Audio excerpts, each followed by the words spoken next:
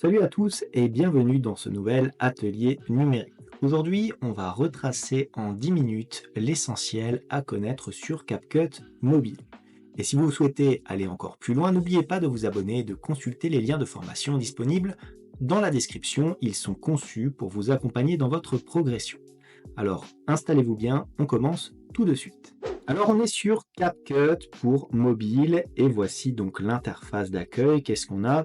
On a bien sûr en grand et en bleu la possibilité de créer un nouveau projet. Un nouveau projet, qu'est-ce que c'est? C'est bien sûr la vidéo que vous allez créer. Ensuite, au-dessus, vous avez quoi? Vous avez un petit menu avec l'ensemble des autres fonctionnalités. Si je clique sur développer, voilà, j'ai l'exhaustivité de ce qui m'est proposé. On peut avoir par exemple un découpage automatique, l'éditeur de photos, des outils relatifs à l'intelligence artificielle, des légendes automatiques et encore bien d'autres. Vers le bas de notre interface, qu'est-ce que nous avons? Nous avons bien sûr le menu éditer, mais nous avons aussi la possibilité de faire apparaître des modèles. Différents templates qui sont plus ou moins tendance, avec des templates notamment en fond vert qui peuvent être incrustés sur vos vidéos. Ça peut être très utile si vous voulez créer un mème ou un short classique. Vous avez aussi la possibilité d'accéder à votre bibliothèque de projets ici. Donc pour l'instant, je n'en ai que deux, mais bien sûr, au fur et à mesure que vous allez utiliser l'appli, les projets vont apparaître. Et enfin, vous avez mon profil, donc là très classique, le détail de vos différents profils. Je retourne sur éditer et je vais cliquer à présent sur nouveau projet. Une fois que cela est fait, j'atterris donc sur les vidéos qui me sont proposées. Alors je vais les sélectionner, je peux en sélectionner une, je peux en sélectionner bien sûr plusieurs. Donc, je vais en prendre, voilà, je vais prendre 3 vidéos, regardez, j'ai cliqué sur la première, cela me permet d'avoir un extrait. Je peux cliquer maintenant sur le petit rond en haut à droite afin d'ajouter cela à ma timeline. Si je souhaite ajouter d'autres vidéos, qu'est-ce que je fais? Je clique sur le petit plus ici et mon répertoire va de nouveau apparaître. J'ai la possibilité donc d'en sélectionner une deuxième et regardez, vous avez à chaque fois le petit importé qui apparaît en haut à gauche du carré de votre vidéo. Hop, je peux cliquer et en sélectionner plusieurs, comme ceci. Je peux cliquer sur ajouter et à présent, j'ai l'ensemble de mes vidéos qui apparaissent sur ma timeline. Alors ma timeline, c'est ce que je suis en train de faire bouger à présent. Donc regardez, j'ai les vidéos qui sont donc séparées par des petits carrés de cette façon-là. Je peux bien sûr diminuer ma timeline comme ceci en pressant avec mes doigts sur l'écran et donc voir les différentes transitions qui sont faites. Alors là, on a une vidéo assez brute qui n'a pas subi de modification. Quand je passe d'une image à l'autre, il n'y a pas d'enchaînement ou de transition précise. Et maintenant, on va voir comment ajouter une transition donc sur notre projet. Pour ajouter une transition, je vais donc me placer ici sur les petits carrés que nous avons entre chacune de nos vidéos. Je vais cliquer dessus et qu'est-ce que j'ai? J'ai la possibilité d'effectuer donc des transitions comme c'est écrit, recherche de transition. Alors je peux les taper éventuellement au clavier. Je peux choisir ce qu'il y a de tendance au niveau des transitions comme ceci, voilà. Donc je peux éventuellement cliquer sur l'une pour voir un petit peu comment cela va se faire. Vous voyez, un petit extrait apparaît à chaque fois pour vous montrer ce que vous allez obtenir. Alors bien sûr, vous pouvez avoir à chaque fois les différents types de transitions, donc hors tendance. Donc on va avoir quoi? Les transitions pro, les superpositions, tout ce qui est partie effet d'éclairage, appareil photo, floutage, basique, masque, glissé, et ainsi de suite. Bien sûr, vous allez choisir ce que vous souhaitez. Moi, je vais rester sur du classique. Je vais aller par exemple sur Pro et je vais prendre ici agrandissement pour avoir ce type de transition. Une fois que cela est fait, j'appuie bien sûr sur valider. Regardez, j'ai maintenant un petit symbole qui apparaît ici pour me dire qu'il y a une transition et quand j'appuie tout simplement sur play, j'ai ma transition qui apparaît donc. Pour les autres éléments de ma vidéo, vous voyez, il y a des coupures entre les vidéos. Je n'ai pas encore de transition. J'agrandis ma timeline et je clique sur celle-ci. Je peux bien sûr choisir la même transition qu'auparavant ou je peux varier en prenant une autre, par exemple celle-ci tout simplement. Et enfin, pour ce projet-là, je peux prendre par exemple une transition un petit peu plus moderne. Et voilà donc les transitions que nous avons pour CapCut Mobile.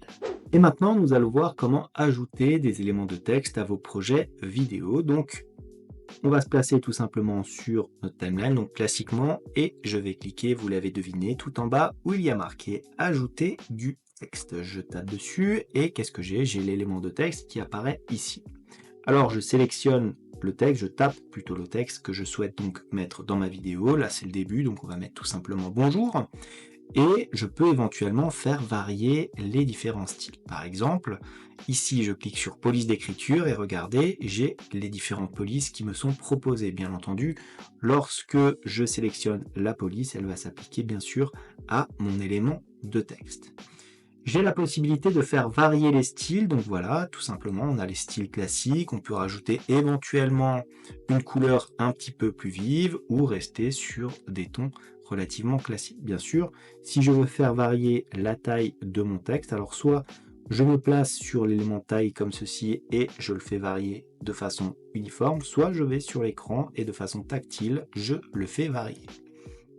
Ensuite, nous avons la possibilité d'ajouter certains effets que nous pouvons donc inclure dans notre élément de texte. Donc, les effets, là encore classés par tendance, pro basique, luminance, multicolore jaune, et ainsi de suite. Nous avons ensuite la possibilité d'ajouter des animations, et ça peut être relativement intéressant puisque les animations s'ajoutent à l'intro, c'est-à-dire au début de l'apparition de mon élément de texte, ou à la sortie, donc à la fin de l'apparition de mon élément de texte, ou éventuellement en boucle.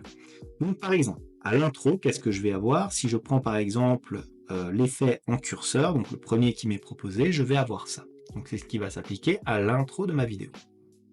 Tout en bas, vous avez remarqué quoi? Vous avez remarqué que je peux faire varier la durée ici de mon effet. Je peux le mettre par exemple sur 2 secondes comme ceci, c'est très bien.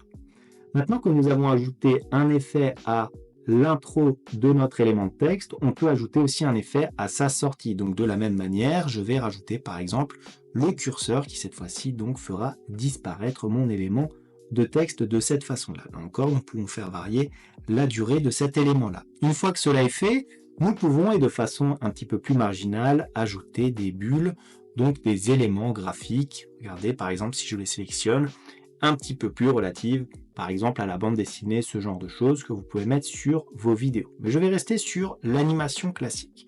Une fois que cela est fait, je tape tout simplement sur valider, je me mets sur ma timeline et regardez, lorsque j'appuie sur play, mon texte apparaît donc de cette façon-là. Pour modifier vos vidéos et ajouter certains effets, donc, vous avez la possibilité, ici avec le petit icône effet, de rajouter certains éléments. Alors, plusieurs éléments à ajouter, des effets de vidéo, des effets corporels, des effets de photo et des effets d'IA. Je vais me concentrer sur les deux premiers. Effet vidéo, ici, qu'est-ce que je vais avoir? Regardez, ça va être un effet qui va donc être appliqué à la vidéo et pas uniquement au texte, comme nous l'avons vu tout à l'heure. Par exemple, si je sélectionne un floutage ici, le premier, voilà l'effet que cela va produire sur ma vidéo. Bien sûr, alors là, je suis dans l'onglet tendance, je peux avoir à chaque fois différents onglets. Donc par exemple ici, un effet qui est appelé effet boîte de nuit, ça peut être relativement drôle si vous faites éventuellement des shorts un petit peu plus dynamiques. Donc voici les effets donc, classiques. Maintenant, on peut rajouter aussi ce que l'on appelle des effets corporels, donc qui vont s'appliquer aux individus sur votre vidéo. Je vais cliquer ici et regardez. Je peux l'appliquer donc sur le personnage de ma vidéo, donc le personnage est de dos, mais vous pouvez quand même voir l'effet que cela produit éventuellement. Alors celui-ci, voilà, ça permet de dédoubler le personnage sur votre vidéo, et voilà comment rajouter ces différents effets. Une fois que vous avez sélectionné votre effet, par exemple, on va prendre celui-ci, je vais sur le petit valider, et regardez, j'ai tout simplement mon effet qui apparaît ici au début de ma vidéo tout simplement. Bien sûr, si je souhaite le déplacer, je clique sur mon effet et je le déplace sur ma piste comme ceci. Et maintenant, on va voir comment appliquer des sous-titres sur votre vidéo. Donc, comme vous pouvez le voir sur certains shorts, quand vous scrollez les différents réels, C'est très simple. On va aller donc regarder ici donc le menu, je le fais défiler et je vais bien sûr dans Légende ici. Et dans Légende, j'ai la possibilité donc de faire apparaître différents sous-titres comme ceci, donc à chaque fois avec les différents modèles que vous pouvez apercevoir, les plus connus hein, que vous avez généralement dans les vidéos. Donc voilà, vous avez des modèles qui s'illuminent lorsque le personnage parle, et une fois que vous avez décidé de vos sous-titres, vous allez bien sûr cliquer sur Générer, et il y aura donc une génération automatique de vos sous-titres. Attention, cet outil est disponible uniquement pour les utilisateurs de CapCut Pro, comme le signale le diamant violet au-dessus de l'onglet Générer. Voilà ce que j'avais à vous dire pour cette vidéo un petit peu express sur l'utilisation de CapCut mobile. Comme d'habitude, cette vidéo vous a plu, n'hésitez pas à la liker, à la commenter, à vous abonner à la chaîne si ça n'est pas encore fait. En tout cas, moi je vous dis merci et à bientôt pour une nouvelle vidéo.